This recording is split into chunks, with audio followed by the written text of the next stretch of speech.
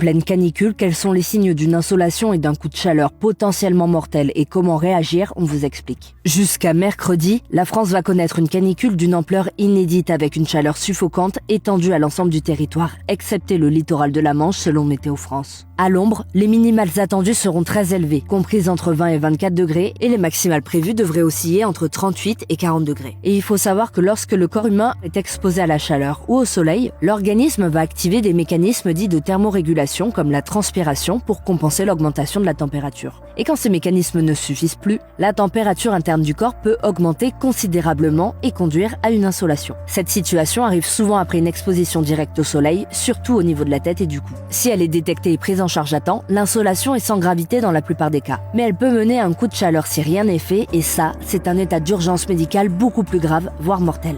Les signes d'une insolation qui doivent vous alerter sont les maux de tête, une sensation de chaleur au niveau du visage, une impression d'étourdissement, de vertige ou de malaise, une fièvre supérieure à 39,5 degrés, une soif intense, une accélération du rythme cardiaque, des crampes musculaires et de la fatigue. Si vous avez plusieurs de ces symptômes, il faut immédiatement arrêter toute activité sportive ou effort physique. Se mettre à l'ombre dans un lieu frais et aéré de préférence, humidifier sa peau ou prendre une douche tiède ou fraîche mais surtout pas froide, poser un linge mouillé avec de l'eau fraîche sur le front et la nuque, boire de l'eau, mais encore une fois surtout pas froide ou glacée, et éviter de prendre du paracétamol. En plus de la chaleur, il faut savoir que d'autres facteurs comme la prise de certains médicaments, la consommation d'alcool, le manque de sommeil, l'obésité ou encore la pratique d'une activité physique peuvent également favoriser une insolation. Là où ça peut devenir dangereux, c'est si l'insolation n'est pas repérée. C'est à ce moment-là qu'un coup de chaleur risque de survenir quand le corps n'arrivera plus du tout à réguler sa température. Cette fois-ci, les symptômes sont plus intenses et peuvent inclure, en plus de ce cité plus tôt, une température corporelle supérieure à 40 degrés, une absence de transpiration avec une peau sèche et chaude, des nausées,